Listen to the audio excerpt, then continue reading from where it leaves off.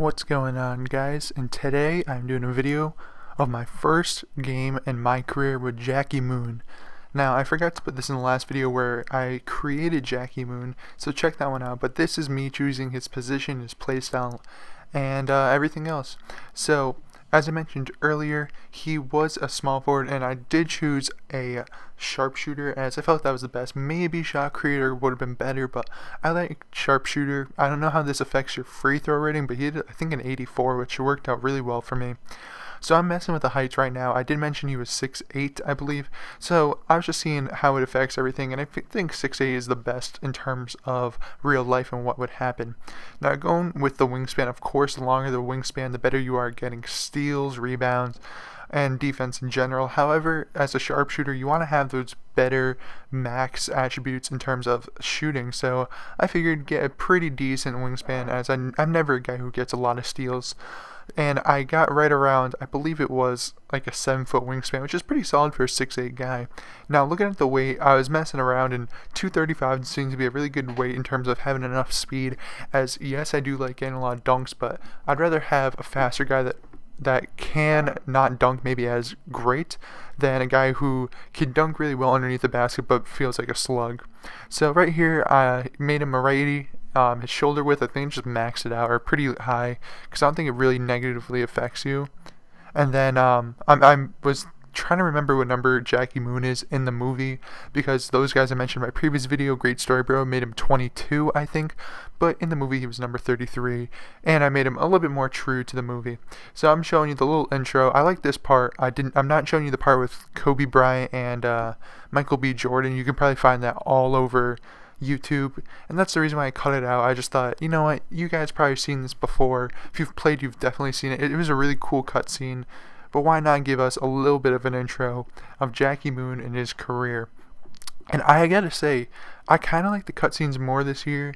It seems more natural, and while last year was a lot weirder in terms of your family's black and you're white, or you could be white and you have a twin sister who's black and all that kind of stuff, I was kind of freaked out. But time to choose my team, and of course, if you've been watching me for a while, you know I am a huge UConn fan, and even though I do like Michigan State as well, since I go to UConn, I decided to go with my home team, the Connecticut, well, no one calls it the Connecticut Huskies here, the UConn Huskies. Now, I was looking through all these games and thinking what would it be and what that question mark would be. So we're hopping right into Midnight Mania. And as I mentioned earlier, you probably saw all the cutscenes. I didn't like that one too much, where everyone's clapping at the same exact rate and same exact pace and all that stuff. It's highly unrealistic, so that's the reason why I didn't show it. Now, talking a little bit not about this commentary, but also about some inaccuracies within this game in terms of the cutscenes or whatnot. I gotta say, I like it more than last year, but some stuff is inaccurate, such as UConn's stadium right here. Because the thing is, as I said earlier, I go to UConn. I've gone to plenty of home games on campus, because unlike many schools, UConn actually has two home places, the XL Center in Hartford and Gamble Arena, which is right on campus.